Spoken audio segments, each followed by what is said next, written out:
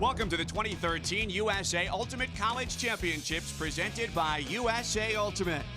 This afternoon in Madison, Wisconsin, number 6 Ohio State against number 2 Carleton College. We reset the scene for you. Already one game down in the women's semis this afternoon as number 1 Oregon came back from a halftime deficit to take down Iowa 15-11, and so now number 6 Ohio State and number 2 Carleton College fight for a spot in the finals. Glad to have you with us today. My cousins, along with two-time former captain at Wake Forest on the Ultimate Team, Evan Lepler. Iowa was up 8-7 at the half. Oregon, the number 1 seed, fighting. They came back, and now these two teams fight for a chance to take on Oregon in the finals. Yeah, Carleton and Ohio State, they've both been excellent all weekend. Neither has lost. They met once earlier this year. Carleton won 10-7, and that was 2-3 months ago. Ohio State was missing a few of its best players, so a very different landscape today. And one thing to watch, Mike, is going to be the weather. The wind has gotten stronger as the afternoon has progressed. It's swirling down there on the field. The Oregon coach said it took Fugue a while to adjust. Which team adjusts faster? That might be your winner. Well, fortunately for Ohio State, they have a great handler in Cassie Swafford. Yeah, she's the quarterback of the Fever offense, a really strong player in all aspects of the game. She's a team leader, she's their vocal energy, and she just gets the job done both offensively and defensively. She's not alone, but she's the number 1 to watch, number 14. And Carleton here in this game, the favorite as the number 2 seed, will rely on Anna Reed. Yeah, Carleton, a very deep team. Anna Reed doesn't have great size. She's only 5'2", 5'3", maybe 5'4", but she has a monster flick. She's great pivoting. She can find open cutters, whether it's the break side or the force side. She's also a veteran performer. She's been playing Ultimate for a very long time, and she has a vision of taking Carleton to the top.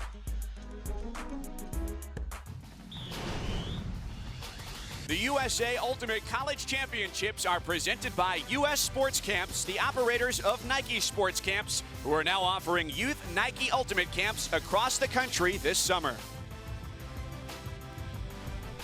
USA Ultimate represents the national community. We try to bring local leagues together all around the country, kind of create a network across the whole nation. We run competition. It's kind of what we started off doing, running national tournaments and all the qualifiers leading up to those. We create consistency across the country, rules of play, standards for events, and really kind of try to bring people together from all across the land to play this great sport. Will Deaver and all of USA Ultimate doing a great job here with the tournament this weekend. Starting lineup for number 6 Ohio State under head coach Deanna Ball, Nina Finley, Katie Backus, Lauren Frankie, Kelly Wild make up their cutters. Paige Soper, Cassie Swafford, will hear their names a lot, along with Caitlin Harley, a handler. Nina Finley, just a freshman, but has played internationally. Very dangerous cutter to watch for Fever. On the other side for Carleton, they are the number 2 seed here in this game. Head coach Megan Molteni. They have Grace Quintana, Flannery McArdle, Marlena Hartman-Filson, and Brianna Rick. Their cutters, Anna Reed, Ariel Koshkin, and Julia Snyder to handle the disc. Reed and Snyder, the captains, they're interchangeable. They're both very strong. McArdle and Hartman-Filson, ridiculously tough to defend in the end zone. Deanna Ball, a pioneer on the women's side of Ultimate. Here at the head of Fever, they finished their regular season with a 14-7 record, but they have been nearly untouchable since then. Like most college coaches, they all have day jobs. And Megan Molteni leads a trio of coaches. She's the head coach for Carleton, a small school in Northfield, Minnesota. Just more than 2,000 students at Carleton. Molteni, also Emily Muirhead McAdam and Logan Weiss, the coaches for the Syzygy, all Carleton alums. Molteni and McAdam graduated in 08, Logan Weiss 2012 last year. So we are off and going to pull from Paige Soper, and Carleton starts with the disc. 65 degrees, but winds have been strong this afternoon here in Madison.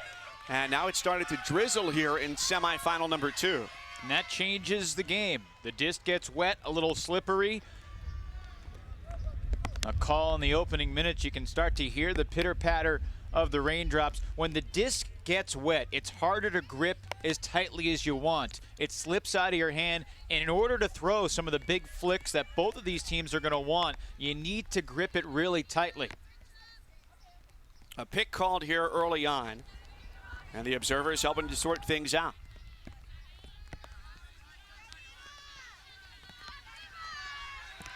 Man-to-man defense for Fever to start the game.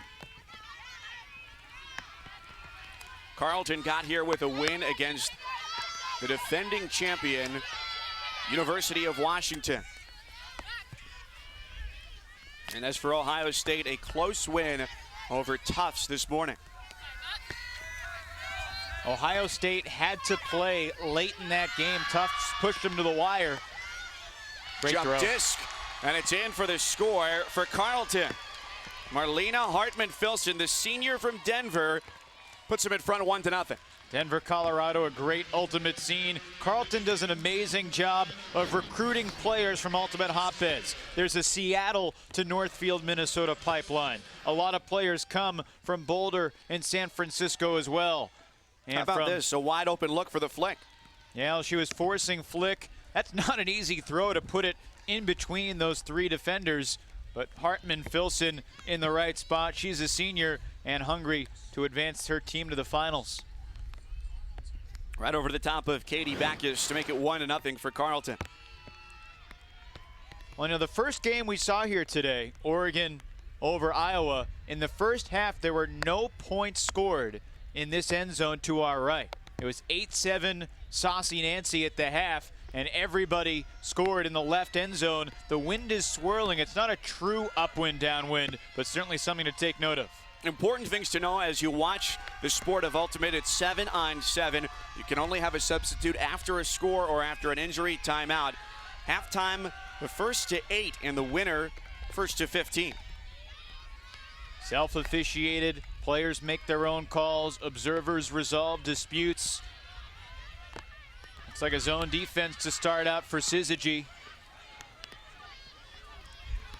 When you're playing against a zone defense, you want to keep the disc moving.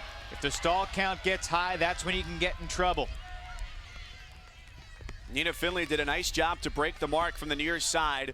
Now as Fever moves across midfield and swings it around. You're back to Finley, the freshman.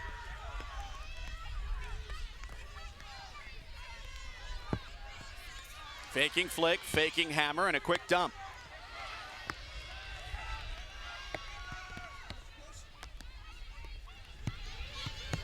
This is Paige Soper, senior from Cincinnati.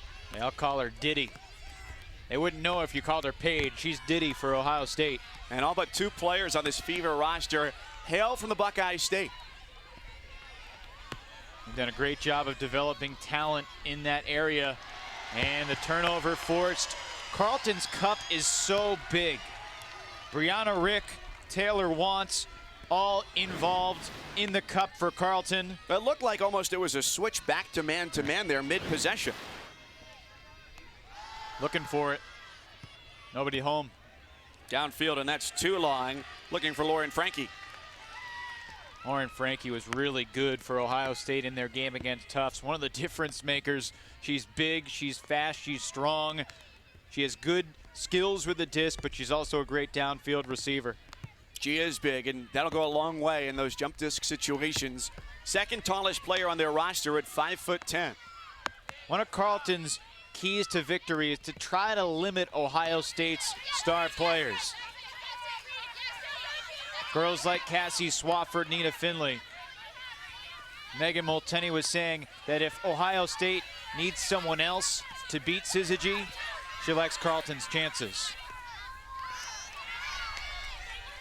Finley breaks the cup and goes upfield for Frankie.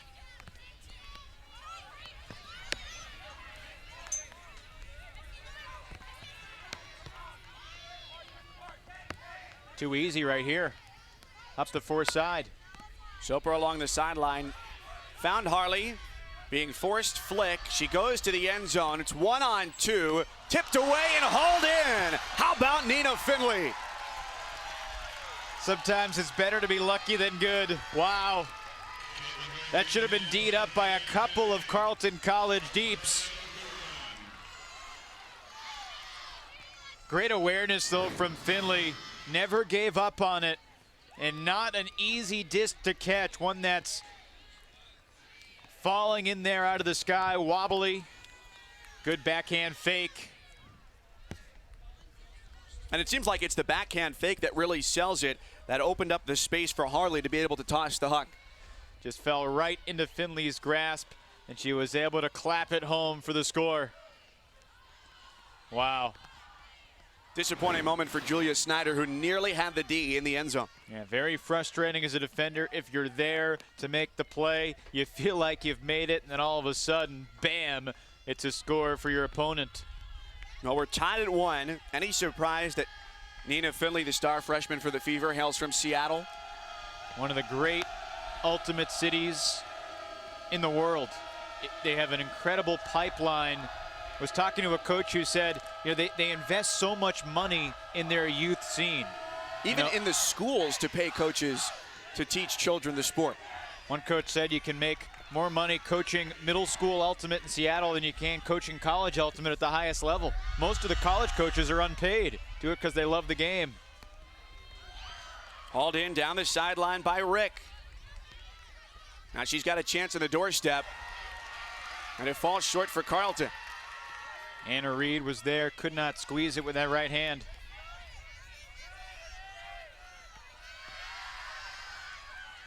Hawk downfield. That's a big haul in by Sarah Butts.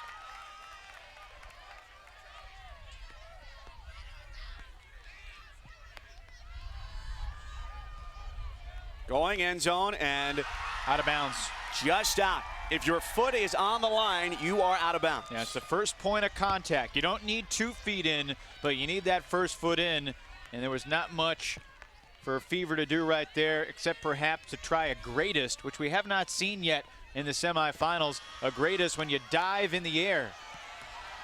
Just out of the reach there. You dive in the air on the sidelines, catch it on the fly, flip it back to a teammate. You maybe see 1 or 2 every tournament. One of the most spectacular plays in Ultimate.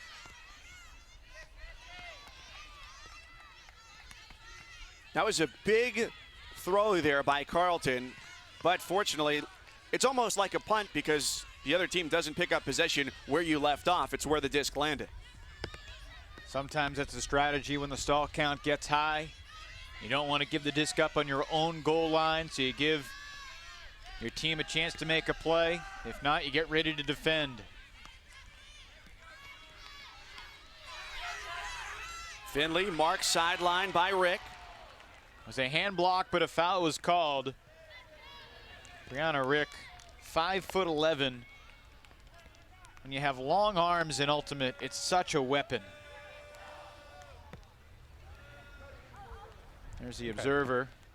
Coming in 0. And he looks like he calls a foul. They shake hands. Anytime you're ready, ladies. And now what does it mean when he says coming in 0? It means that the stall count is not going to be what it was when the foul occurred. The foul occurred, they called it a foul, they confirmed the foul, so it comes back to 0, a fresh stall count. Harley to the end zone for the score, and the Fever take a 2-1 lead. Jennifer Perry, only at 5'2", but she hauls it in, tiptoeing the sideline. This was a fantastic catch with not much margin for error on this throw. Perfect timing on the throw and the catch. It's a textbook cut coming from the middle of the field toward the front cone in the end zone, tiptoeing the sideline for the score. And if you're making the throw in that situation, you put it where only your receiver can get it. You got to be careful, though. You put it too far, it makes it tough. It's a timing play. That's a drill, a mushroom drill that teams practice over and over again. The timing from that throw, not far from the end zone, to put it away for the score. And if that throw doesn't work, oftentimes it's a dump and a swing. You try the front corner of the other side of the end zone. Well, Deanna Ball very happy. A longtime national women's director for USA Ultimate on the club scene. Ohio State upset Iowa State the 3 seed overall coming into the tournament. Advanced directly into the quarters, and Tufts, the ladies from Massachusetts, gave Ohio State a battle. And you said Deanna Ball has been a coach and a player for a long time. She first started playing when she was a student at Purdue. They didn't have a women's team, so she played open. She played with the boys and more than held her own. Plays club for Mojo, a group of players from Ohio and Michigan. One of the great coaches in the game.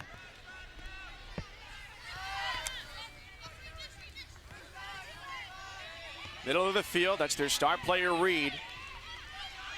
Being force flicked, dumps it back.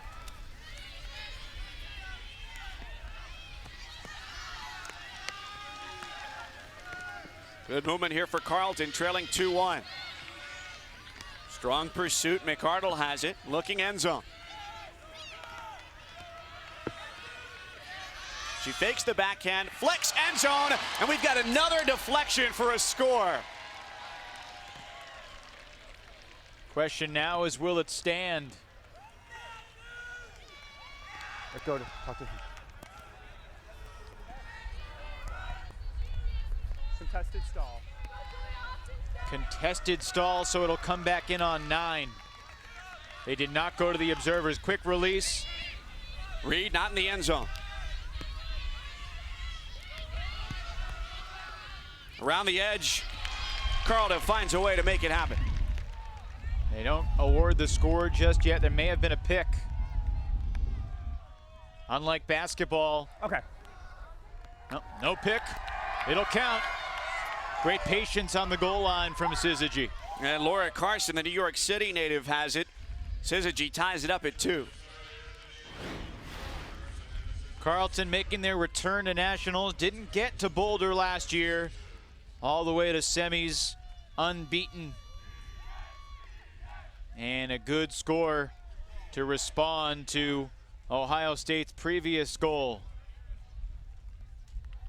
A little insecurity on that catch, but she did put it away to finish it off. Big tournament for Carleton as they look for their first title since the year 2000. Here this year, they're just 1 game away from making it to tomorrow's title match against Oregon. You know, it sounds cliche and we talk about it a lot, but Carleton is one of the ultimate factories, a school that not a lot of people outside of the region, outside of the national, outside of the region and outside of the ultimate world know about, located in Northfield, Minnesota. But they have built one of the strongest programs, both on the men's side and the women's side. Everybody at Carleton College knows about ultimate, plays ultimate. They beat Washington, as you can see, knocking out last year's national champion in the quarterfinals. And that was a handy win at 15-9, because for Fever, their game over Tufts was 15-13. Carleton probably got to rest some of their top players a little bit more late in that game. Nice little over-the-top throw to beat the zone, and this should be an easy score. Fever moved quickly to get the advantage downfield, and they take a 3-2 lead on the grab from Emmy Schroeder. Once you get the over-the-top throw against the cup, if you capitalize quickly, it can be very easy to finish it off because you have the defense on its heels, you have them outnumbered, and that's just a nice throw to space. Ohio State finishing it off with the senior Schroeder. And that's the danger of going with the cup there. If your mid-deep or your deep-deep doesn't catch up with somebody streaking down the field, you expose yourself right there. And you're counting on the wind to be your 8th defender. And that time the wind did not get involved in the throw whatsoever. Both of these teams feel pretty confident with their throws in the wind. Talking with both coaches before the game, you know, they both play in Midwest, northern locations. It's funny, Carleton said their outdoor season started about 3 weeks ago. They play indoors almost all winter. It's too cold. The snow's on the ground. They get one night a week in a turf dome. And other than that, most of their practices are held in an indoor gym with like a tennis court surface. asked their captain, Julia Snyder, if you lay out on that surface, because it'd be very painful. She said, it's been done, but it's not encouraged. It certainly leaves a mark. A battle scar, if you will. You really hope if you're going to lay out on a tennis court surface, you make that grab. If you make the grab, it doesn't hurt too much. Until a day later. No, with a team like Carleton coming from that north central region, this type of weather really won't faze them whatsoever, you think? Well, both of these teams have played in bad weather. Ohio State, in its third straight year at Nationals. There's a nice catch. That was up. Looks like a nice put. Into the end zone. Contested disc. And it's a score for Syzygy. Flannery McArdle going one-on-one to make it 3-3. McArdle, 6 feet tall. She's had some injuries this year. Wasn't playing in a couple of Carleton's games this weekend, but looked really healthy there. A 50-50 disc, a great throw, perfect float. She had position. She warded off her defender, Cassie Swafford. That's one of the better matchups you'll see all tournament. Swafford usually doesn't look that small next to the disc. And how about really the grab of that entire possession, though, as Rick went down to save it on 2 knees and keep it alive. Yeah, you got to do everything you can to keep that disc up. Giving up your body for your teammates is a huge part of Ultimate.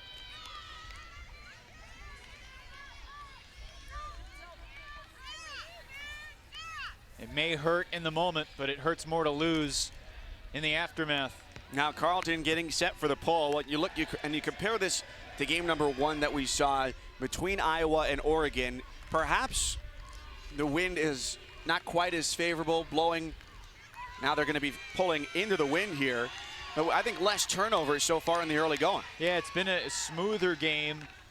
There hasn't been as much defense. Both teams have been a little more cautious. I think in that first game, Oregon's style is to just shoot it downfield to one of its receivers and then try to create a pressure defense to force a turnover near the goal line. Both of these teams have been much more methodical in terms of working it up the field. Finley, the freshman. Like that old John Wooden quote, be quick, but don't hurry. Usually the best teams have a lot of quick throws. Nobody keeps the disc for more than a second or two. Here's a careless turnover on the dump attempt, and this is a huge opportunity here for Syzygy, picking it up about 15, 20 yards from the goal line. And the cut paid off there.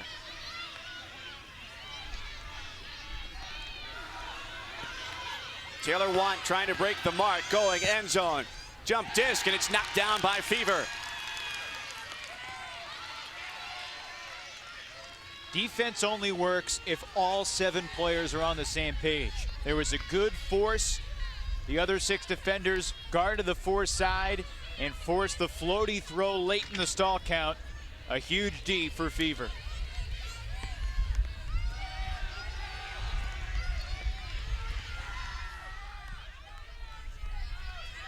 This is Soper, the senior, just in front of the brick mark. Cross field now, Ohio State breaking through that zone defense.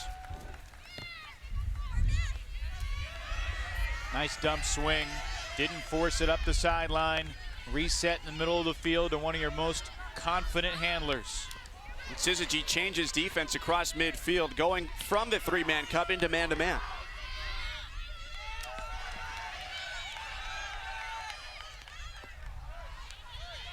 Harley's got it, doorstep. Looking for a cutter. End zone, and it's pulled in. Now a 4-3 lead. There's a call. Pending the call.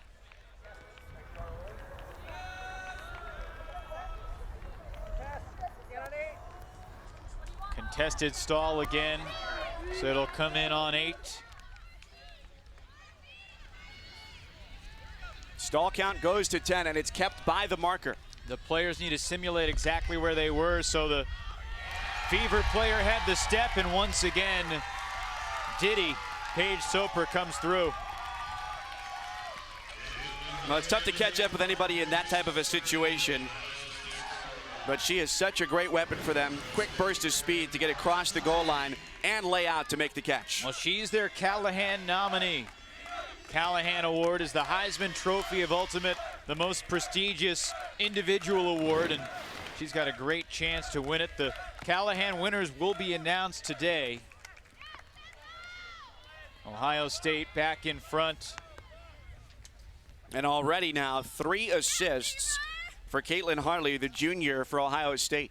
Yeah, Harley's been an impact player ever since she arrived on campus. She was the Ohio Valley Region Freshman of the Year in 2011. Cassie Swafford was the Regional Freshman of the Year in 2010. Head coach Deanna Ball has built up this program with very talented players, and you'll get talented players, you win a lot of games. Here's how we got to the semifinal matchup between Ohio State and Carleton. Earlier today, Oregon taking down Iowa despite Fugue trailing at the half against Saucy Nancy. And Carleton taking down defending champion Washington. Ohio State winning over Tufts earlier today. Oftentimes you do hear coaches and players talk about what their preseason goal for the season was. A lot of them said quarters. A lot of them said quarters. Some say semis. I don't think either Ohio State or Carleton will be satisfied with just the semifinals. Quick clutch by Laura Carson to keep it alive for Syzygy.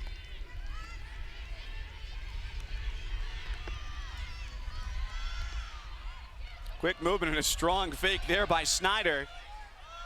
She redraws the mark, goes end zone and a score.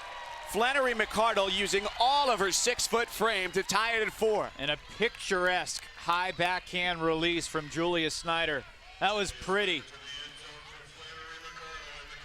That was against good defense too.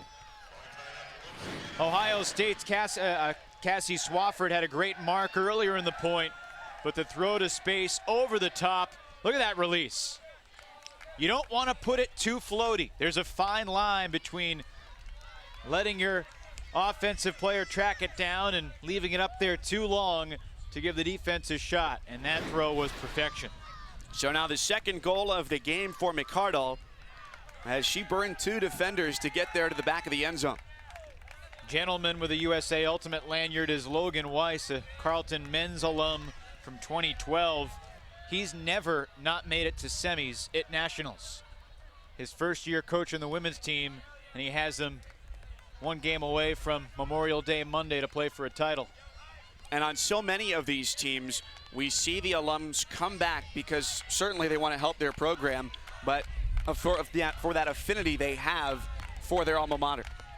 Yeah, it creates a remarkable tradition, and it's really special when the current players want to win, not only for themselves, but also for the alumni who helped pave the way.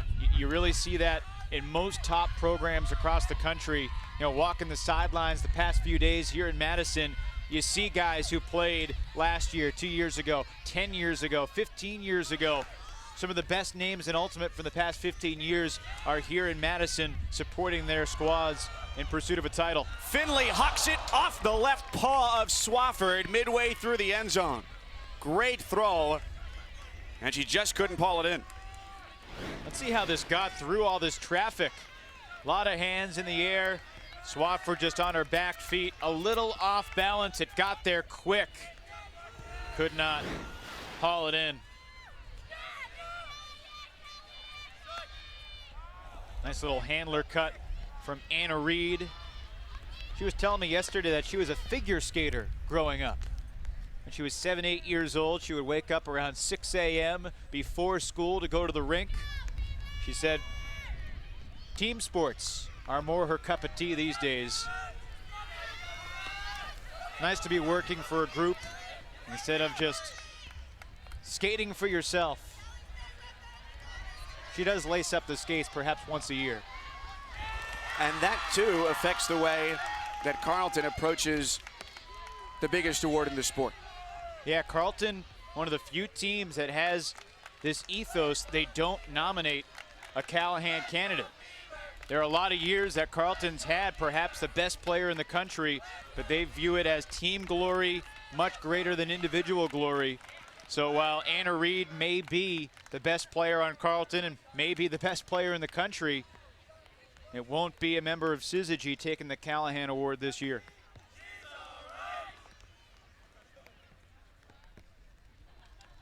Wind starting to have a big impact on this game. Right now it's going to be at Fever's back going down toward the left end zone.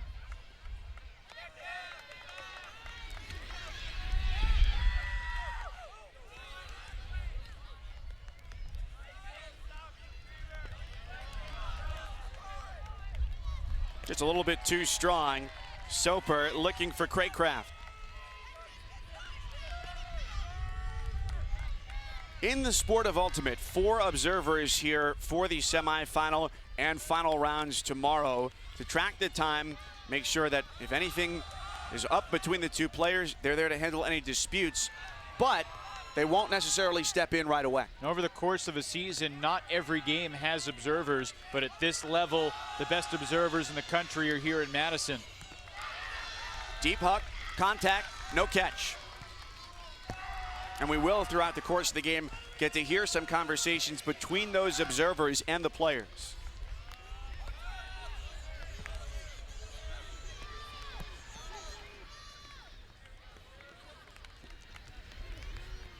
Worth mentioning that if it does go to the observer, there's no more negotiation. You know, sometimes the players try to convince one another, no, this is what happened. I was reaching for it. You hit my arm. Once it goes to the observer, the decision is made. Bam, we play on. And the players are really good about moving on quickly. Mitch Dangler, our lead observer for this game, along with Julie Morris, John Thibodeau, and Steve Wang here in the semifinals.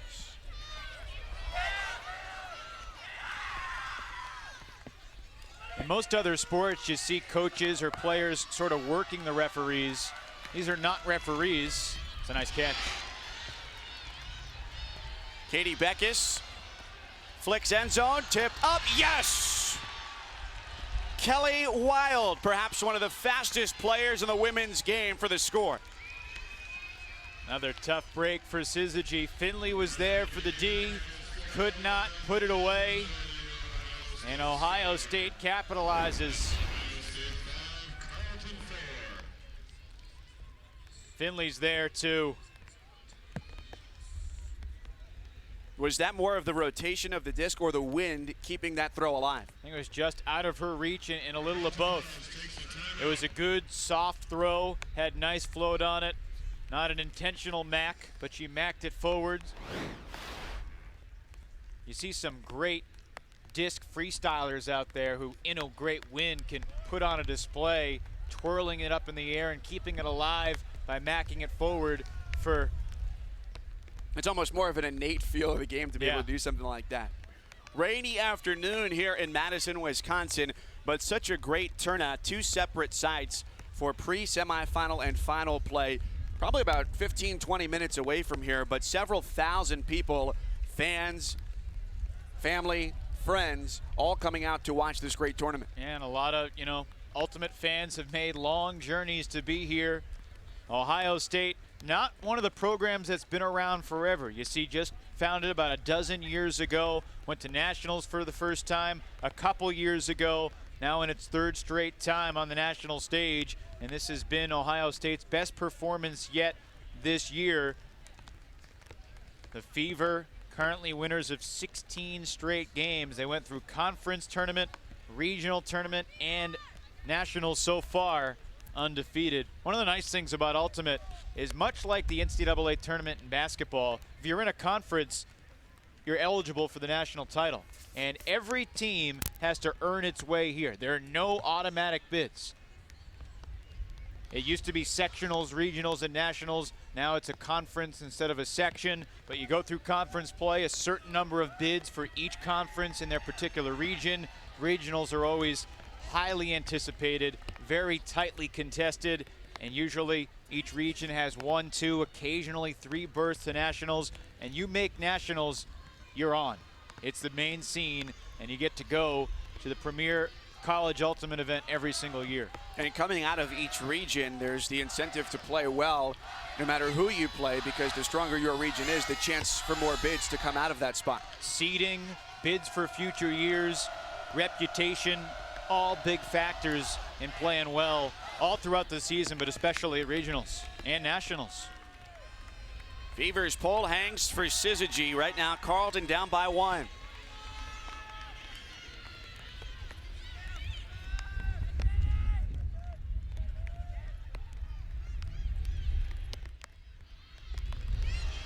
Contested disc. Carleton's got it, still on the move. Yeah, Hartman, Filson, really good going deep. Not bad coming in either. Reed, great hustle, but unable to haul it in. So back to Fever, leading by 1. You hear the wind continuing to howl here in Madison. Yeah, this is probably the strongest the wind has blown all weekend. Now, it's been a little bit of a factor, but not as much as it was in Boulder last year. We've seen such different weather all 3 days here this weekend. Friday, sunny, a little hot. Maybe you got a little sunburn. Yesterday, the wind started to pick up, and today, our first rain of the weekend. It's a good sunburn, though. You look good. Well, here's the deal. After you go to an ultimate tournament, your lip should be chapped. You should be sunburned. You should be in a little pain. That's how you know it's been a good weekend. Disc is tipped away right on the goal line. Maybe a little ice on the knees the next Monday. I know a lot of players went back to their hotels and took ice baths last night. That's how teams try to recuperate quickly, especially those teams who played in the pre-quarters starting at 5 o'clock last night until around 6:15, 6:30, then came back for the noon local start time today in the semis. But don't forget, 8:30 quarterfinals this morning, bright and early. Far sideline and a score. Jennifer Perry's got it for the Fever. Patient Ohio State offense, not taking any chances, being very composed and in control with the disc, and the first 2-score difference of this second semi. The timing on the cut from Walker was the key. She goes too quickly before Finley gets the disc. She won't have the right timing. She'll be out of bounds. Her defender will be right near her. But after the throw gets to Walker, right up the field, and nothing that Taylor Want could do. And Want's a good defender. Little concern on the face of Megan Multeney. Perry, the native of Minnesota, with her second goal. And it took until the second half of women's semi number 1 till we saw a 2-goal gap, and now Ohio State 2 goals shy of taking half. It'll be interesting to see how Carleton responds. They have not played from behind hardly at all in this tournament. They have a great ultimate tradition. With that said, Carleton getting to semis 1 year after not making nationals when their region had 3 bids to Boulder. Biggest difference between last year's team and this year's team, more confident, not as afraid. Last year, their coaches thought may have been a little too afraid of failure at times.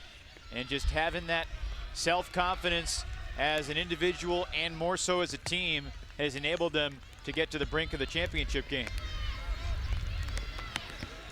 Carleton moving against man-to-man after a very long pull that went with the wind. See there along the sideline, McCardle moved 1 foot out of bounds. So long as the pivot foot stays in, the other foot can go out. Nice poach from Caitlin Harley. She got in the passing lane and D'd that up.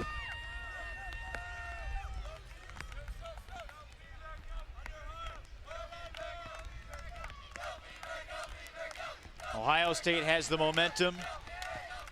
They've got the mojo. They've got the wind at their back. Long heave downfield, that's up, and it's intercepted. McCardle, what an incredible play, reaching over the top of Frankie. When it was the Ohio State player, Frankie, who had the position, That could be a game-changing play that we might look back to. If Frankie makes that grab, it's 7-4. And again, McArdle, but a foul was called. Go back downfield, and you see that takeaway. 6 feet tall. She uses every part of that frame. She hardly even had to leap to grab it. Tremendous timing and a great job reading the disc.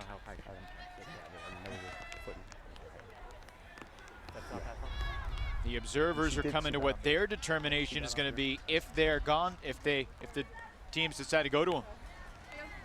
I was probably the first one to go up, so that's in front of you. Do we want to just play contestants in the back, or do we want to come here for a Willie? I'm gonna contest. Sure, yeah, I'll go to you. Okay, yeah, there was contact and impeded her way up, so that is a foul. It's gonna stay here. Only not one. Yes. So mine, it sounds like a foul. You called foul. Yes. You called foul. Okay. Yes. You fouled her. Yes. She was behind me. Trust me. It's gonna be, you called foul. It's your disc. Okay. Trust him. Okay. Yes, ma'am. What's the call? In the NBA, what do you think Greg Popovich says when Joey Crawford says, just trust me? You can't repeat those words.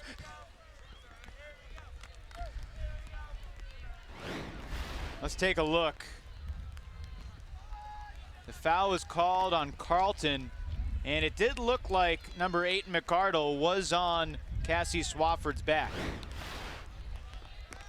But at the same time, she's trying to make a play on the disc.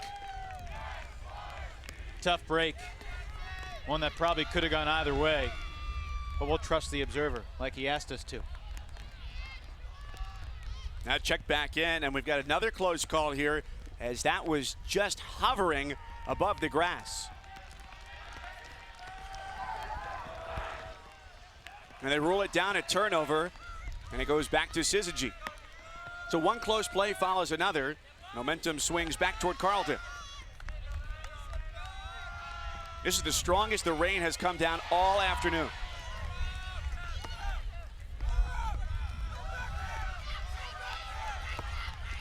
Forcing flick, and it's a turnover.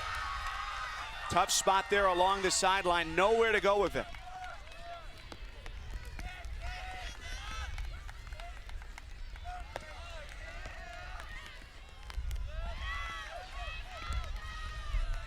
Swafford and Fever a chance to go up 3.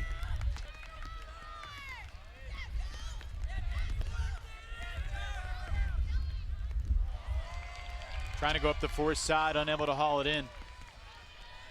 It's a good look, good pass. Wet disc may have been a factor there. With the rain coming down more and more, how much does that wet disc make the game difficult? Makes it tougher to throw flicks deep. That's probably the most important thing. And obviously catching the disc becomes more difficult because it's slightly more slippery. That hangs up, Reed can't get it, out of bounds. Despite the rain, some Ohio State fans are enjoying the elements as best they can. The Fever fans, they might get a fever. Well, game time temperature 65 degrees, but a lot of umbrellas out here in Madison, Wisconsin. And a timeout taken now with Ohio State up 6-4. Yeah, if you're a handler and you have a really big flick, sometimes you don't even think about the rain. You think you can get it off, and you're gripping it really tight, and you wind up, and it just slips right out of your hands, and there's nothing you can do. Backhands more flow off your fingertips. A flick can much easier to slip out. Ohio State 2 scores away from taking half here against number 2 Carleton. We look more inside the game of Ultimate. You can move it in any direction. You can't run with it, though, and that's one other thing that's important, too, is you've got to hold that pivot foot. So whoever can pivot and stretch the farthest really is going to have the advantage in the thrower-marker matchup. First thing you do when you get the disc, you set a pivot foot. If you're a right-handed thrower, your pivot foot is your left foot. You step out with your right foot to throw a flick. You step across your body to throw the backhand. And having that quick pivot, so vital to breaking the mark. And at this level, most of the throwers have excellent breaks, and it becomes a chess match, because if you force to the flick side, let's say, it becomes very difficult to contain those breaks. Ohio State and Carleton competing for a chance to take on #1 Oregon, which defeated Iowa in the first semi this afternoon. And right now, Ohio State with the disc and a 2-point advantage. Checked in, and Paige Soper looks to get it away, being forced flick. Some teams will go with what's called a straight up mark, which is ideally meant to prevent the huck. That was down, so it'll be Carleton's disc. In and out of the hands of Cassie Swafford. Especially on one or two of the team's top throwers, they'll go straight up mark for a few counts to prevent that transition flick right off the bat. And that slips away from Reed. Now we're really seeing that weather become a bigger factor, because those are two of the top players from both sides that just dropped the disc. And this is really the first rain of the weekend. And that huck slapped down. And that was with the wind supporting the throw. So now Carleton down 2, and they've got to go against the wind.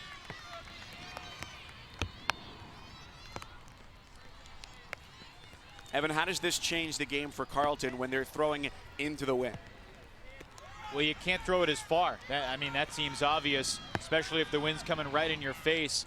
But you want to have low releases, a lot of rotation on the disc. That prevents the disc from getting just hammered by the wind. Some contact on the handler cut between Reed and Ohio State's Harley. There was no call. Now Reed up line gets it against Harley.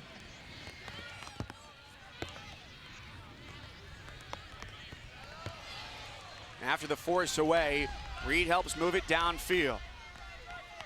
McCardle, the 6-footer, fishing off. Let's see if they can try and find her. She's already got 2 goals.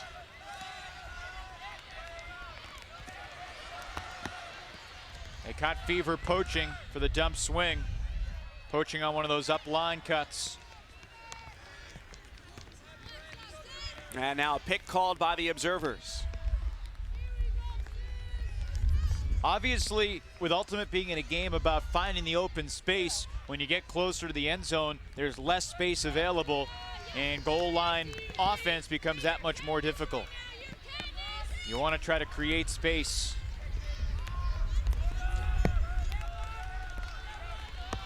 Want goes high, tipped up, in the end zone. Reed, it's good for Carleton. That's not how Syzygy drew it up, but they will more than gladly take it.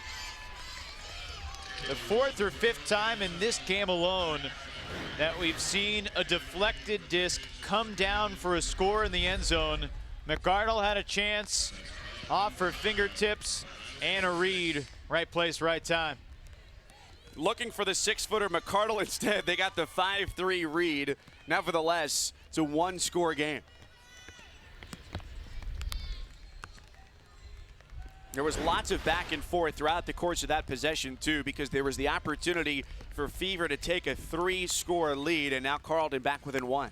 Yeah, huge turning points all throughout that point.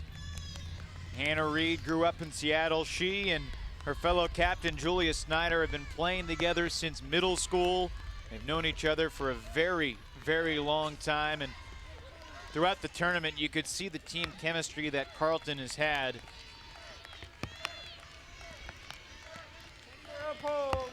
She also said it's because it's such a small school. You know, they wouldn't all be in the same social circle if they weren't on the team, but it's a unique group of girls that come together and play for this one cause, which is to get to college nationals, make noise at college nationals.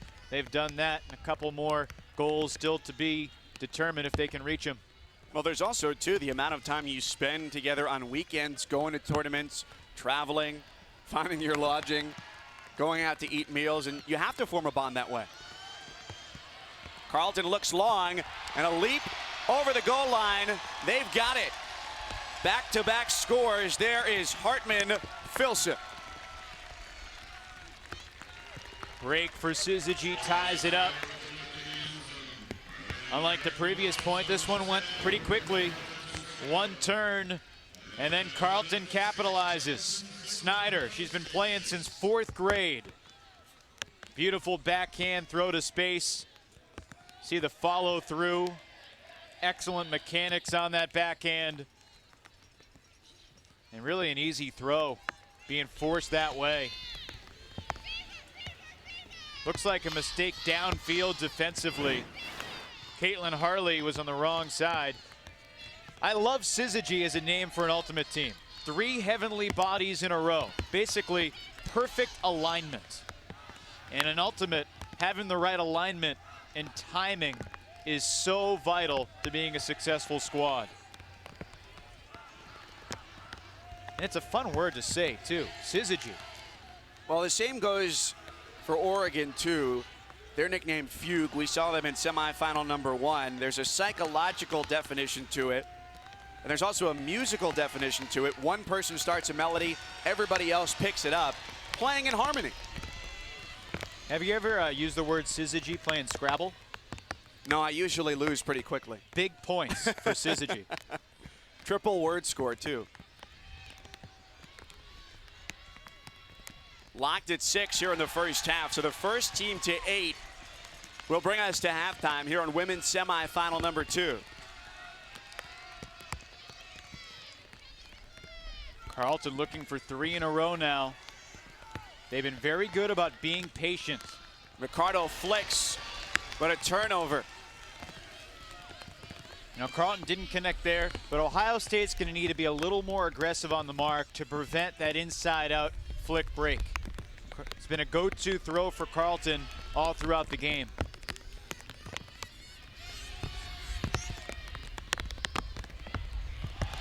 Interception. Up to make the grab. That's Rick.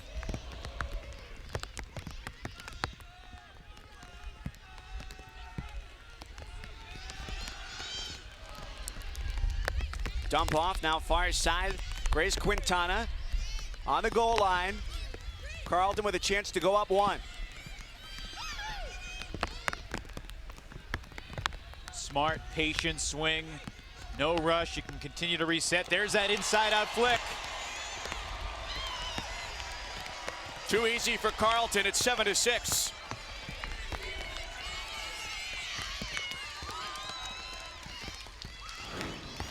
Another break for Syzygy. The low release flick. That's just a pretty throw. Flannery McCardle was hanging out in the back of the end zone. She gives them a 1-score lead with her 3rd goal of the game. That's a freshman in Kirsty Barton making that toss. She's only going to get better. 5'5", 19 years old. She's from Seattle, and McCardle has been the consistent target along with Hartman Filson. And really, Syzygy's 6-footer has been the X factor so far.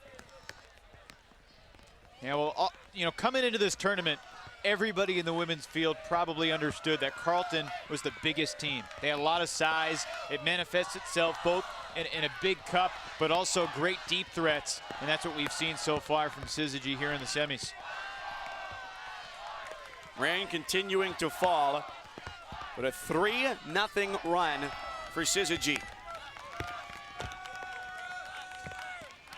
They pull into a crosswind now, which blows from the far side, the home side, as Ohio State takes control.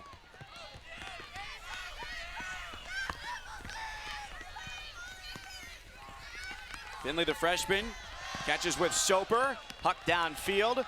She was looking for Swafford, and they couldn't connect. Ohio State appears to be losing its patience just a little bit. With the conditions the way they are, that was a really difficult deep shot.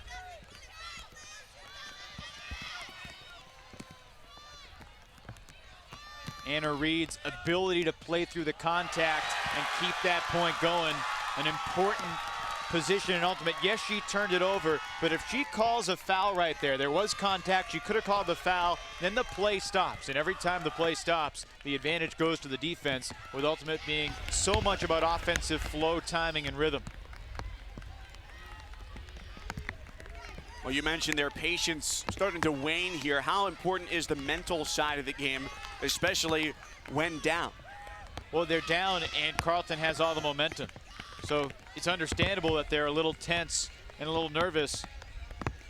This game still has a lot of time left. End zone. And they've got a goal. Once again, for the second time this game, they find Emmy Schroeder, the senior from Cincinnati. Right on the sideline. Not much margin for error. Disc was low to the ground, but Schroeder able to haul in the backhand. Was wobbling a little bit. So close, but it was up, no doubt. And she had a great cut there to go far sideline and move Marlena Hartman-Filson out of the way. That was her mark, and she was nowhere close by the time the play was over. So Deanna Ball. She went to grad school at OSU. She was an undergrad at Purdue. Now works as a digital editor for a publishing company. You know, most Ultimate players beyond college have day jobs and play elite competitive Ultimate on the side. And you know, oftentimes that day job helps to pay for the career as an Ultimate player. And Ball, of course, winner of the Poofall Award as well. One of the top women's awards in the Ultimate game. One of the early winners of that award. Tied at 7.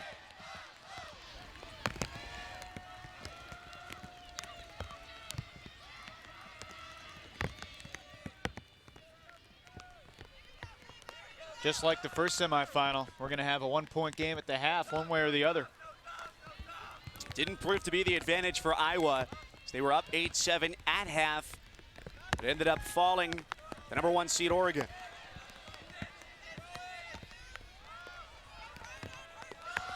Reed going long, looking for McCardle. And it's out of the end zone.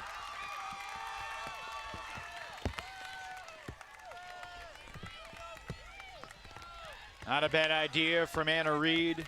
She had one of her top targets out there, a lot of space. Just couldn't get the right tilt on the disc. And another turnover. They wanted Finley. Another chance for Carleton to punch it in.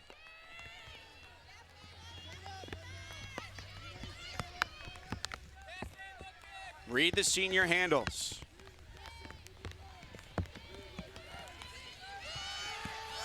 Got 3 in the end zone. Reed cutting in makes it 4.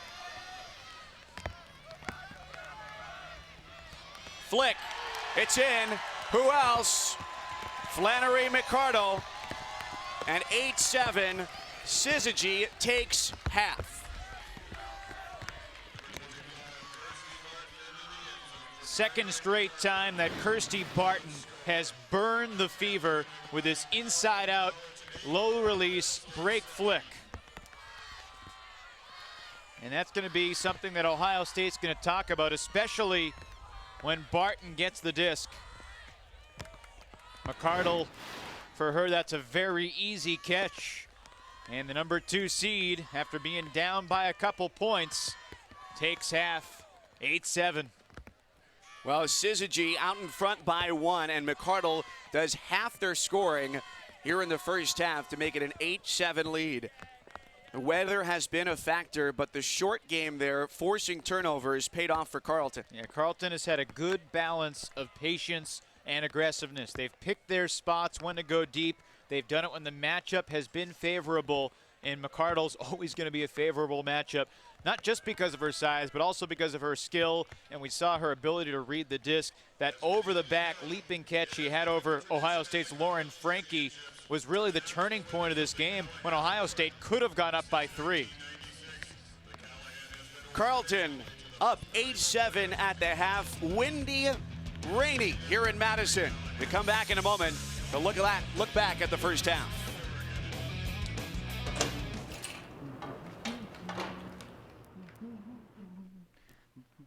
Mail time, everyone.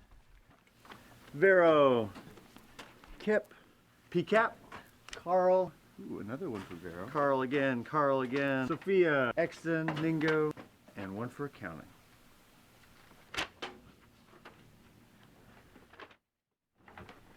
Losing your touch, Ben.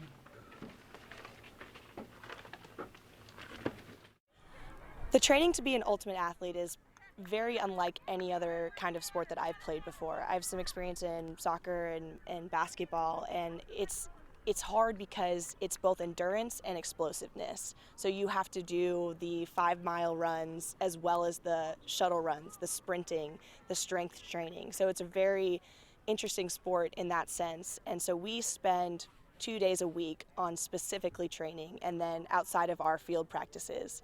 So that's really interesting, and it's unlike most sports in that sense. The training to be an ultimate athlete and to compete at the highest level in this sport is something unlike anything I've ever experienced. Players have to be able to have incredible endurance and play for the length of time of a soccer game. They have to have the fast twitch muscles of a football player or a basketball player, and yet they have to have the muscle memory and muscle mass to complete the longest throws of wrestlers or powerlifters. So the training involves endurance training, it involves speed training, it involves weight training, and involves repetitive training of throwing to gain the muscle memory of how to complete that pass when you're at your most tired. Ultimate's growing very quickly. We've been focusing on youth programs for the last 5 to 10 years now, and pushing it down into high schools. It's been a college-heavy sport for a long time. Kids learn how to play in college, but we've really been pushing coaching and getting kids to play in high school, and then pushing it down further to middle school. Doing a lot of outreach in PE classes, educating PE teachers about how to teach the sport, and those kids come out of those classes loving it, looking for opportunities to play, and that's what we're trying to provide.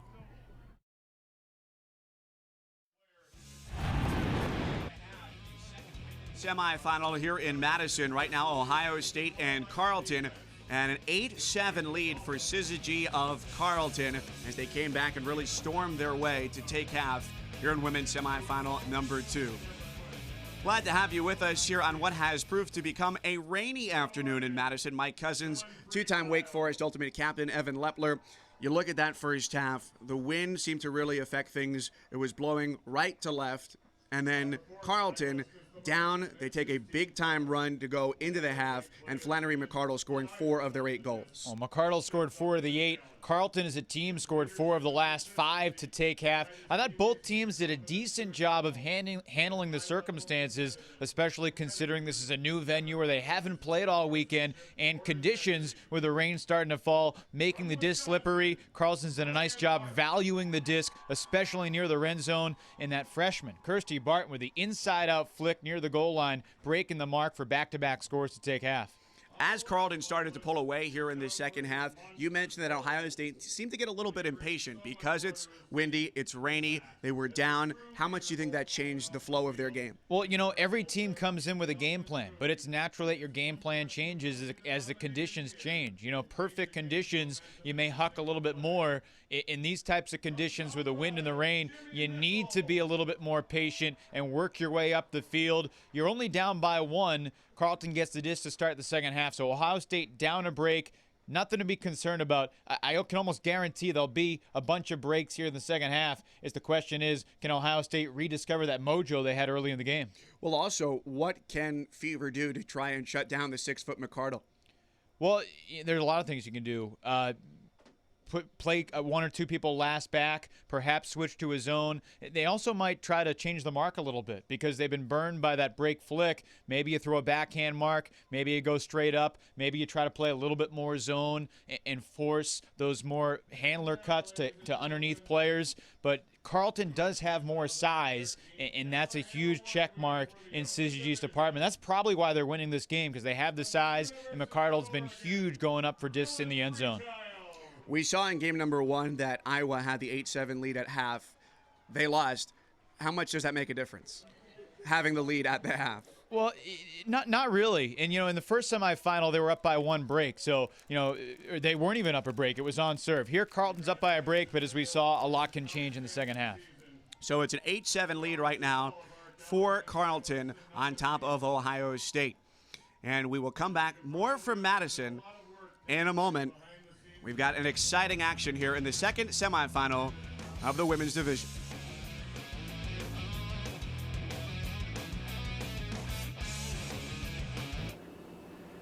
This is the microwave shot. This is the microwave shot.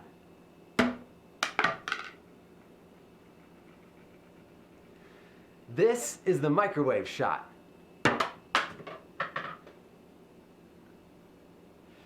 This is the microwave shot.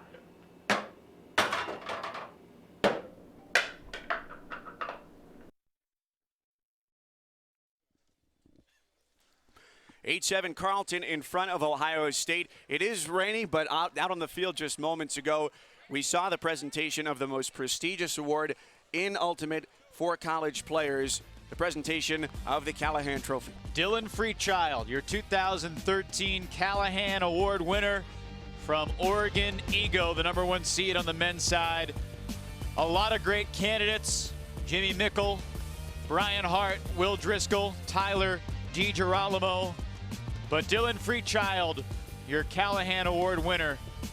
Jay Clark of Georgia Tech, also a candidate.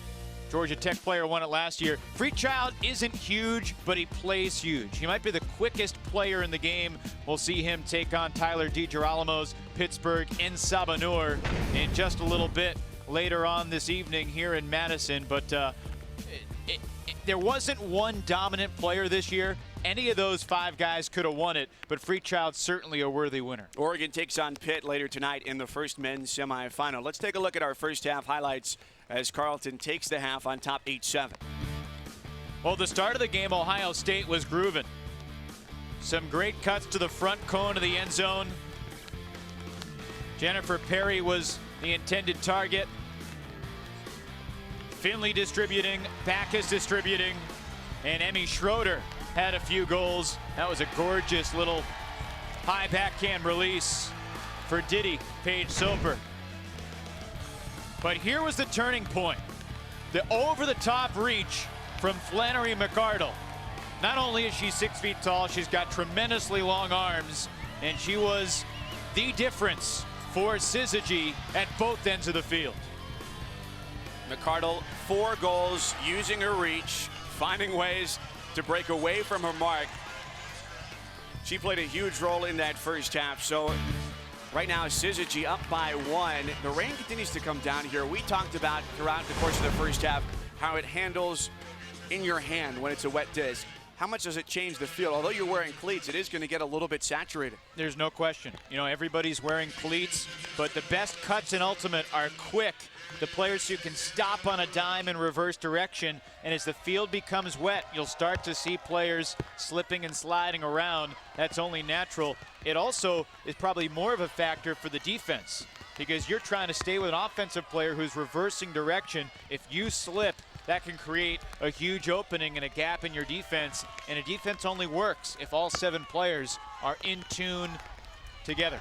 A very smiley Anna Reed with a big backhand pull to get this second half underway in women's semifinal number 2. It's a matchup against Oregon on the line in tomorrow's women's final.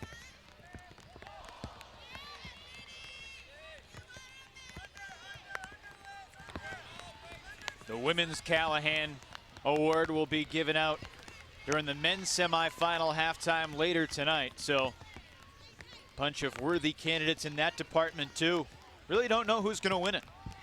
And the players in the Ultimate World vote. Every player who competes in the college series, you don't need to get to nationals, gets to vote. Finley goes in and finds Swafford, the senior.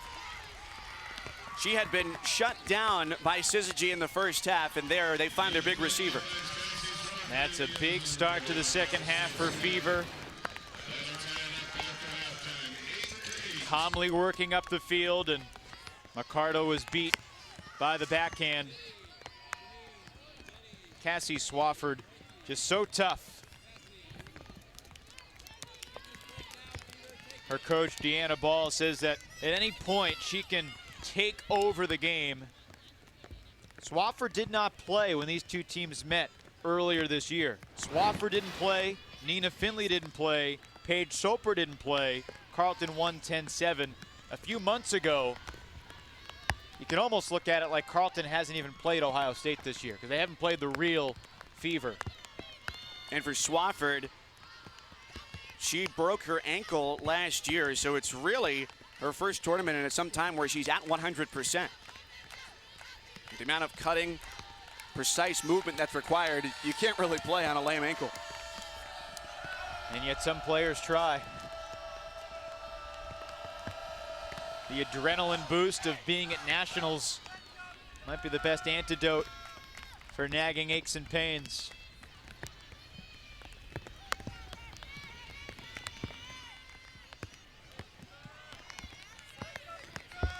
Both of these teams should be fairly fresh. You know, neither had a ridiculously tough path through their pool. Ohio State played very well against Iowa State to break their seed. Ohio State came in as the 6th, knocked off Iowa State's women's score and the 3rd seed overall coming into the tournament, earning the berth in the quarterfinals. Ohio State did have a slightly tougher time in their quarterfinal matchup as Tufts nearly took them to the limit. Carleton was pretty much in control against Washington. Washington had an incredible universe point win late last night, the final game of the day that finished up to beat a very talented Minnesota team that probably gave Oregon its toughest game of the tournament so far. That was a really exciting and emotional win for them as well.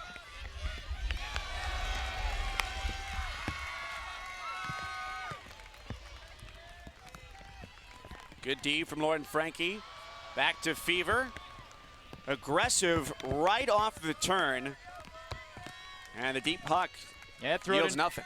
That throw didn't have much of a chance. You know, they had a decent matchup with Swofford, but she was covered, and basically was a punt to set up this 4-person cup.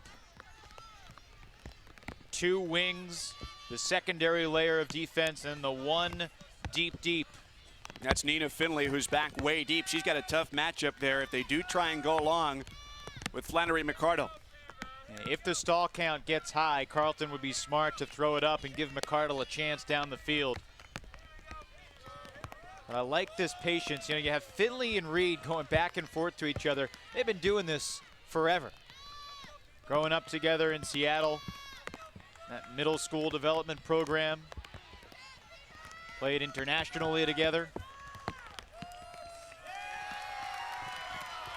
Out of bounds. Right along the home side, so now Ohio State regains possession. Soper, the senior, against McCardle and her 6-foot frame. Ooh. And that just shows the difficulty of trying to move it around the mark, but we do have a foul.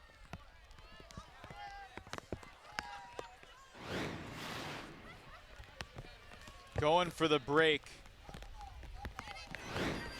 Throwing right through the mark. Sometimes as a handler, you'll take a chance creating the contact, knowing it's a low percentage throw, but you call the foul. Almost like a jump shooter who tries to get the defender off his feet, throws it up wildly while drawing contact. Reed wanted Swofford. It leads to a turnover. Syzygy, Fever, locked at 8. Carleton in the beige-colored uniforms. Ohio State in the black, red, and white.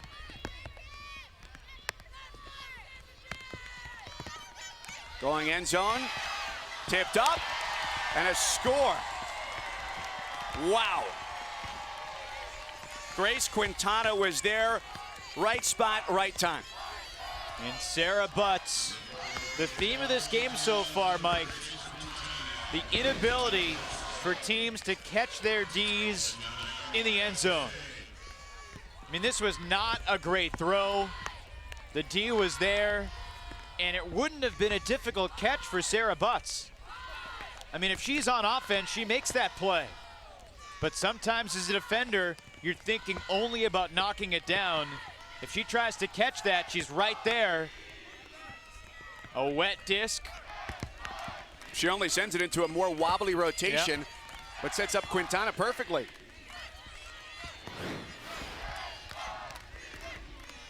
That's a big turn there. Quintana with the score, the senior from Gainesville, Florida. Ohio State will probably watch this replay on watchespn.com like everybody can do. And when Fever sees that, they're going to be very regretful because that was a play that she probably should have made.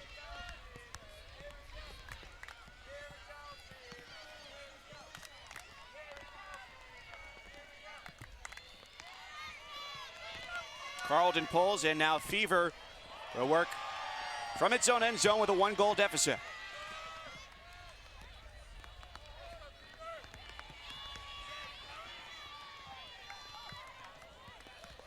Carleton out in man-to-man, but contact as that throw went toward the far sideline.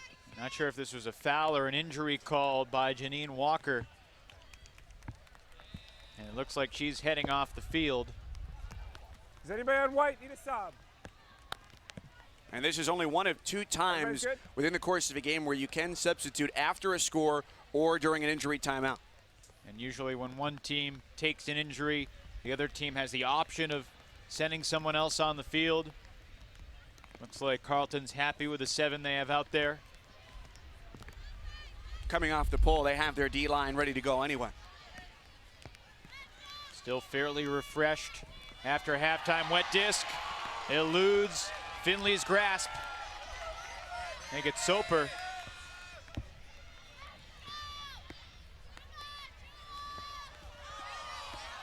Childs Walker, far sideline, end zone, and there's Julia Snyder. Carleton gets the point. Believe that's the first assist for number 10, Lucia Childs Walker. Her older brother Julian's one of the captains of Carleton, cut the men's team, which could be heading to the finals as well. Their semi later tonight against Central Florida. But it's Lucia Childs Walker, the sophomore, hitting the senior captain Finley. Nice calm end zone offense. You see the good crossfield break, or fake. And then the nice easy throw to the front quarter. And Julia Snyder, a year younger than Anna Reed. Interested in coming to Carleton. Her sister was a former captain of Syzygy. Snyder, when she was a freshman, her sister was a senior. Obviously a great tradition with the Carleton Ultimate program. With folks headed to Northfield, Minnesota, school with an enrollment of just more than 2,000, no graduate students there. Yet one of the strongest Ultimate programs in the open and women's division in the country, year in and year out. Downfield, Swafford, end zone, and Fever is back to within 1.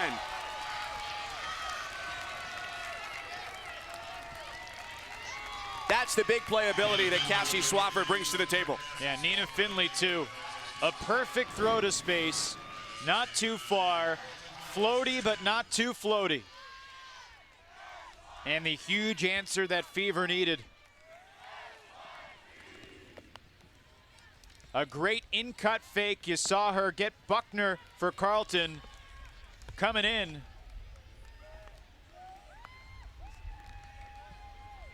And there was no doubt she was coming through with that one. Ultimate's a game for the offense because as a defender, there's only so much you can do. When she's sprinting in right there, if you don't give up that in cut, well, then she's going deep. Because if you're on her hip, she knows when she's going to turn around, you don't. The one thing a defender can do is try to get physical and get in her lane as she tries to go deep. But again, charging along the side right there with Cassie Swafford being such a strong player, 5'10", experienced, knows how to angle her body and turn quickly with her hips to change from an in-cut to an out-cut. Second goal of the game for Swafford, pulling Fever to within 1. Winner is the first to 15. And at the half, it was Carleton up 8-7. And the number 1 seed awaits the winner. A matchup with Oregon tomorrow in the women's final. There's a little junk zone right here from Ohio State. Not a true four-man cup. And if you're Syzygy, what do you see here that's different from this junk zone versus a traditional cup? Well, the four-man, it's more of a three-man cup, but very loose. And they're just trying to force Syzygy to make some short underneath throws through this wind, through this rain.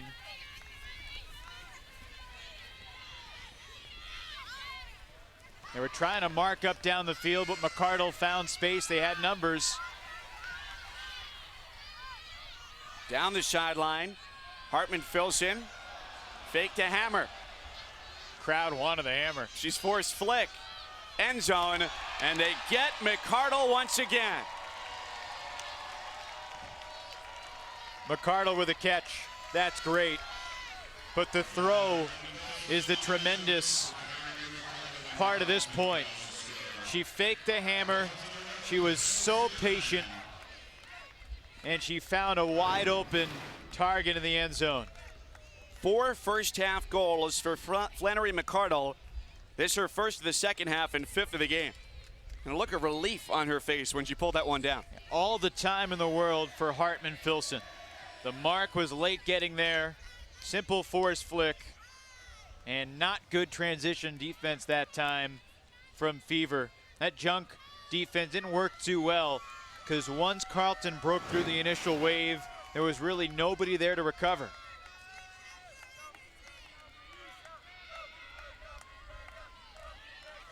Fever forced flick on that. Ended up being a score as McCardle gets her 5th goal. Would you play that defense any differently there? The junk defense at the beginning is what allowed Carleton to have basically a wide open look to the end zone because Ohio State never recovered. You know, they needed a fire call once that first wave was broken. A fire call generally means we match up man. And even in that instance, you need a pretty strong mark to prevent just the continuation up the field. Looking deep. Finley going deep. It's a 1-on-2 for Swafford. She lets it hang and brings it in. Wow, Cassie Swafford. She's enjoying it.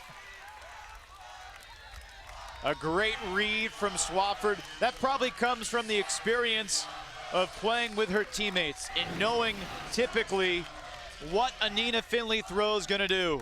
It looks fairly level, but Swafford realizes it's tailing back to the right. Julia Snyder had excellent position, but Swafford, with great anticipation, went right around her. They had her sandwiched and she escaped. Able to snag it to get OSU back within 1. And the last 3 scores for Fever have been a Finley to Swafford connection. Her coach, Deanna Ball, said to me before the game, she can take over. And she's going to need to if Fever's going to hang around. On the big points, that's clearly who they want to go to. Such a strong player. Certainly looks like she's at 100% health here today. I mean, there was a double team there, and Carleton had good position.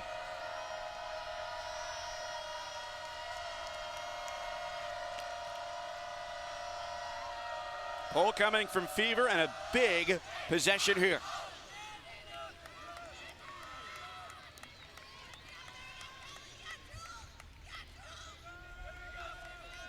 Fever comes down and once again bringing a zone defense.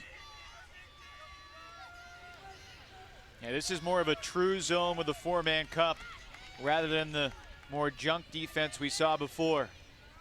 The cup is closer to the disc. You're not allowed to have an intentional double team. If 2 players are guarding the mark within 10 feet of the disc, double team can be called, and that's a stoppage of play and a violation on the defense. So that's why they're not all right up against the mark. They need to leave some space. It's a nice over-the-top backhand. Crossfield, Snyder finds Quintana.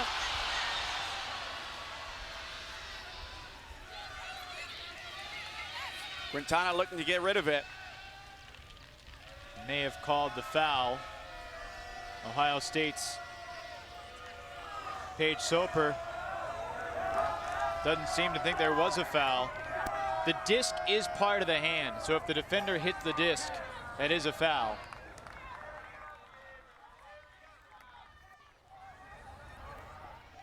Looks like the observer said we're coming in 0, which would mean there was a foul, and it'll reset. And you imagine the stall count was probably running pretty high as Quintana looked to get rid of it. There's a large Carlton cheering section. Pretty much the rule of thumb, the crowd always prefers the deep shot. Here's Reed, she gets free. Had a look at the backhand, now forced forehand. Carlton up by 1 on the doorstep, and they're in for the score again. Flannery McCardle continues to find ways to get open. Yeah, that was the throw before the throw of the score.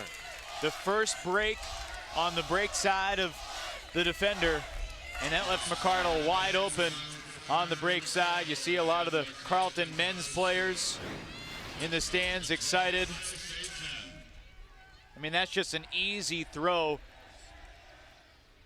Not the end zone defender's fault, because they're on the right side of the Carlton Syzygy player in the end zone. So goal number 6 for Carlton's number 8. And she's found herself open like that in different ways than we've seen from Cassie Swafford on the other side for Fever, where Swafford has been more of a big play receiver. It's been shortcuts or just standing still for McCardle in the end zone, finding the holes in the defense. In the flow of the offense. You know, Flannery McCardle has done most of her work offensively in the typical flow. That's their strategy. Ohio State, on the other hand, they're focused more on, well, let's create space for Swafford to go deep and put it up and let her make the play. And a Monday matchup with Oregon on the line. Fugue winners earlier this afternoon against the University of Iowa. So Fever finds itself down by 2 here in the second half. Winner is the first to 15, but time on the soft cap is approaching. Ohio State getting a little sloppy, and a Carlton point here would not create an insurmountable deficit, but certainly a 13-10 edge with a game to 15 would put Carlton very much in the driver's seat. Taylor Want bringing it in, a foul and no contest. So play resumes. McCardle looking to dish. She's got 6 goals already. That's a long dump back to the brick mark. Ohio State's man defense looks a little tired. Carlton is basically doing what it wants. This is where Ohio State needs to dig deep. May have been one of the reasons they went to the zone, to try to conserve some of the energy in the zone defense. The cup is running crazy, but the backside defenders get to rest a little bit. Great read of the disc. High flick, and they've got it. Pulled down by Rick. They go end zone. You guessed it. Flannery McCardle, 7th goal of the game.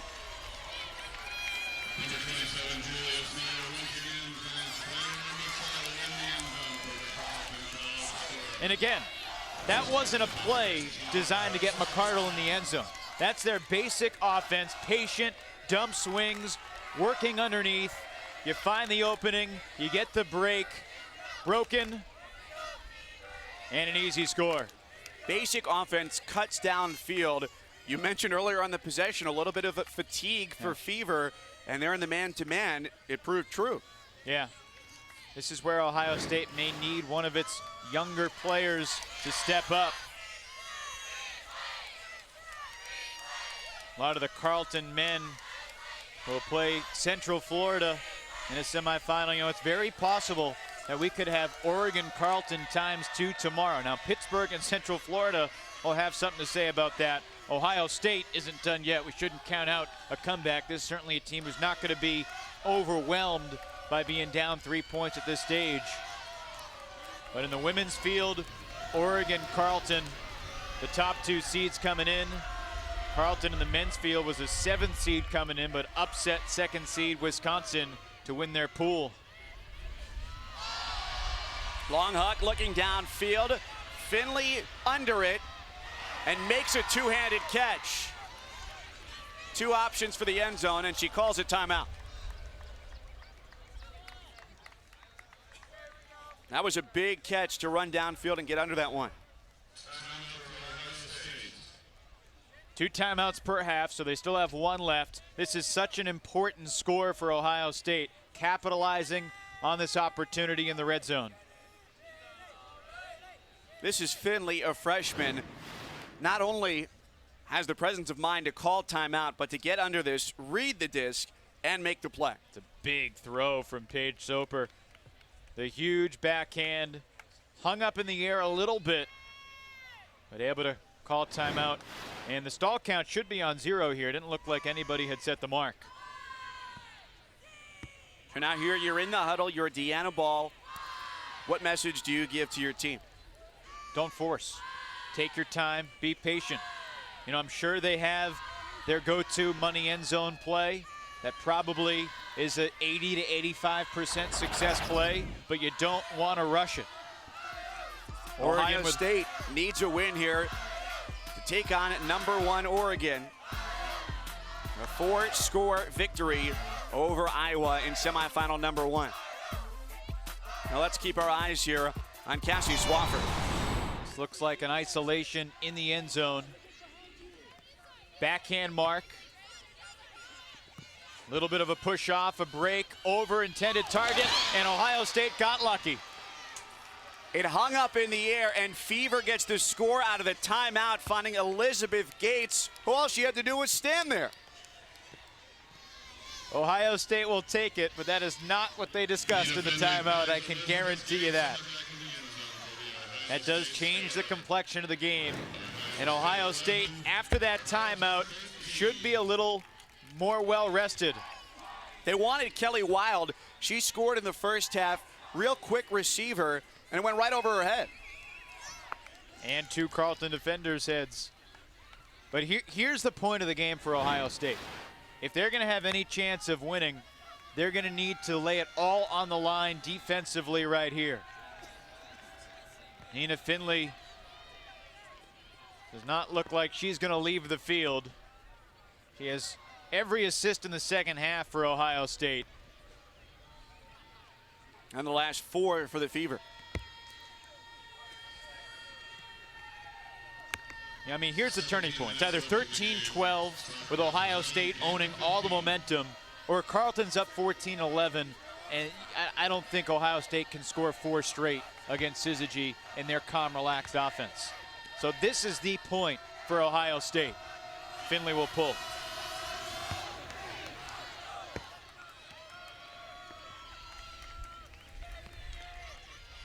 Down to Reed, who starts the offense for Syzygy.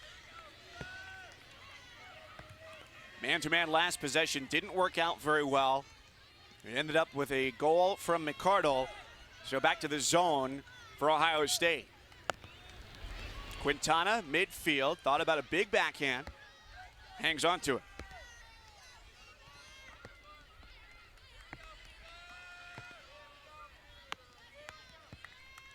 One of the most important things in a zone defense is to stay on the balls of your feet at all times. There are small little cracks in the cup, but you want to be ready to close those cracks if they try to throw in that direction. Snyder goes sideline. Quintana keeps her toes in. Snyder overhead, gets it to McCardle. Quintana goes end zone. McCardle right on the doorstep, not in. She flings it, Reed is there. And Carleton scores on what you said is the most important possession of the game. They're within 1 of a victory. McCardle all game long doing it on the receiving end. But right here, she makes a great snag on the goal line. May have been straddling the end zone. It wasn't called in. But the overhead, the high release backhand here to Anna Reed. Anna Reed isn't usually the intended target in the end zone. She's often the quarterback. But you can see that Carleton is beginning to taste it. Not an easy throw for McCardle there. Love the celebration. They're not trying to taunt their opponent. They're just so excited to be on the doorstep of a Monday showdown with a top seed from Eugene.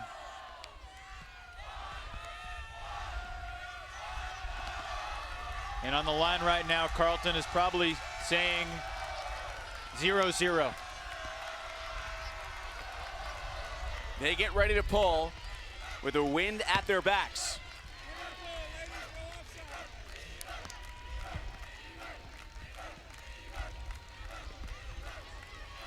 The Ohio State fans and sidelines trying to inject any adrenaline and energy that it can into Fever for this last point. Looking deep. They want Finley. She's up and gets it.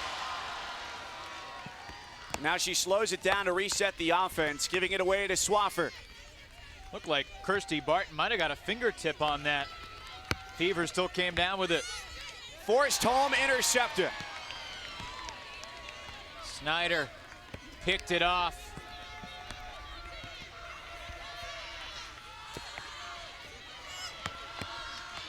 Carleton with a chance to win the game on this possession. First to 15 takes it.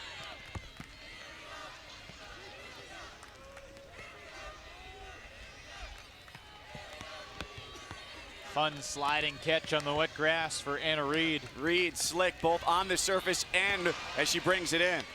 Leaving it up high for Barton. Syzygy has been patient all game long. Now they get a good look downfield, and that was a little bit too quick as Snyder let it fly. Well, Snyder saw that it was there. She had Rick open, and as soon as she released it, she knew that there was no chance.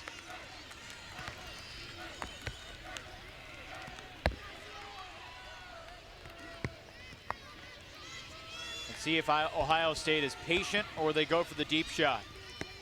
Or will they turn it over underneath? At midfield, back to Carleton.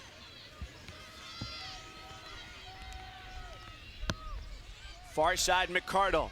Snyder was open, and a nice strike call for Ohio State, cutting off that far side for just one count. Reed over the middle, Snyder. She's forced home. They go to McCardle. She's on the doorstep, wasn't in. One observer said that she was in. I think the other observer didn't see.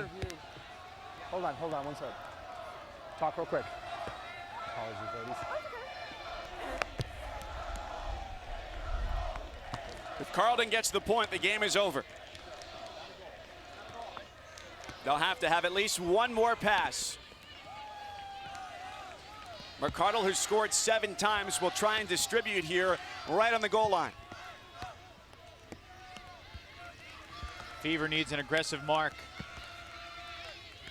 A dump back to McCardle, and it's Carleton headed to the finals tomorrow against Oregon.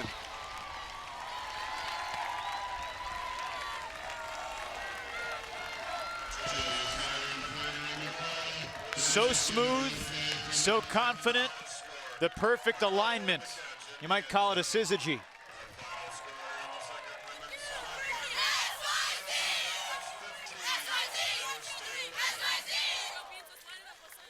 What a game for Flannery McCardle. She was everything today for Syzygy.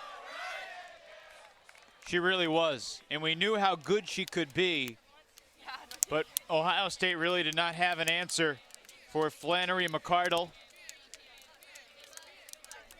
Swafford was strong for Ohio State, but you know we'd be remiss if we didn't give credit to Anna Reed and Julia Snyder, and how about the assist for Kirsty Barton, the freshman, in the first half. The Carleton Syzygy, a great team effort. They've relied on not just 1, 2, or 3 people, but a bunch of lines of 7 all year long. And it's taking them to Monday in Madison. So 10 goals for Flannery McCardle, 10 of their 15. So Oregon rolling over Iowa in game number 1. Iowa was up 8-7 at the half. Oregon dominates second half. Carleton took half 8-7 in this game and continued with a patient attack in game number 2 of the semis. So 1 versus 2 tomorrow, 12 local time. 1 o'clock Eastern. It's the matchup that many anticipated. Carleton is going to be very excited to face Oregon. So Evan, let's right now take a look at our play of the game. The U.S. Sports Camp, Nike Sports Camp's play of the game. Yeah, this was the pivotal point at 13-11. Swafford has been the main receiver for Ohio State. It was McCardle for Carleton. She caught it straddling the end zone. The high release backhand to basically put it away. And Anna Reed, one of the best players in the country, usually the handler, she makes the reception, jumps in her teammate's arms. The Carleton Syzygy on its way to the finals. 10 goals in one game purely is just a dominant performance. Over the course of this weekend, have you seen anything that's rivaled that? This was a really good performance from Flannery McCardle, but the thing that strikes me most about it, it wasn't that they were trying to isolate her. It was truly in the flow of the offense. They weren't conservative, but they really took their time. Carleton played a very smart game, and if Oregon's watching, they're probably thinking, how are we going to contain not just McCardle, but also Marlena Hartman-Filson? They're the two big targets deep, and they get their scores within the flow of the offense. Flannery McCardle with a big game today and getting set to be joined on the sidelines to learn more about this big win. Well, Coach, you look at this game, Megan Molteni, obviously a huge game for Flannery McCardle, and we watched her score 10 times out of your 15 goals, but never did it seem like you really forced the disc to her. Did all of those scores come just within the flow of your offense? Absolutely. I mean, Flannery is our most aggressive cutter, so I think it's natural that she would take control of the field. She's actually coming back from an injury that occurred right before Nationals. We didn't know if we were going to have her, but she has put so much into this team that she wanted to come out and contribute every point. So it does not surprise me that she was our kind of playmaker today. You were down 6-4 in the first half, and they had a deep shot to one of their solid deep threats, and McCardle had that over-the-top grab defensively to prevent that score. You came back down to get it within 1. How big of a turning point was that in the game for you? I think it was a big deal. We focused really right on those last couple points going into half and the first 2 coming out. You know, we know that those are really crucial moments in the game as far as momentum, and if we could just really hang on to those, then kind of the rest of the game would turn over. I think we are deeper than OSU was, and we knew that our legs would carry us through into the end of that second half if we could just put pressure right at the end of the second half, or first half and beginning of the second. You're coming out of the North Central region. You don't get a lot of time to play in the outdoor environment. Today it was windy, it was rainy. I'm sure you're used to a lot of snow, but you're very patient with your offense. How did the weather impact the way you play? I mean, this is our jam. Like I mean, we're in a dome a lot of the year, but really this is what Minnesota looks like most of the spring. So I think, this is very comfortable for us, and really one of the hallmarks of this offense this year is just hitting open hands. I think we were a little rushed in the first half, but we were able to kind of settle into our legs, let our throws do the work for us, and really we had very few drops. This is very comfortable for us, and we're very happy that it was raining. A year ago at this time, you were spectators at Nationals. Now you're in the finals. How have you guys undergone that transformation in just 12 months? I mean, not much has changed. There's really a core group of seniors, about 8 players, who really led this team and really kind of turned it around from a team that played almost scared to lose last year to a team that felt they had nothing to be afraid of this year. You kind of suffer that emotional loss, and it's like all you can do is go out and play for each other, and that's what they did. And it's really the captainship of Julia and Anna, and then the core group of seniors who just create that atmosphere of love and passion for this entire team. Megan Molteni, head coach of the Carleton Syzygy, winners here today, on to face Oregon tomorrow. Congratulations, and thanks for the time. Thank you very much. So Carleton takes it. This is their jam. They love the weather. They love the wind, the rain, the snow, whatever it takes. So Carleton wins over Ohio State. They are going on to play Oregon tomorrow here in Madison, Wisconsin. The Victorias scored today 15-11. To watch this entire game on replay, as well as other games in our family of ESPN networks, log on to Watch ESPN or download the Watch ESPN app. This has been a presentation of ESPN.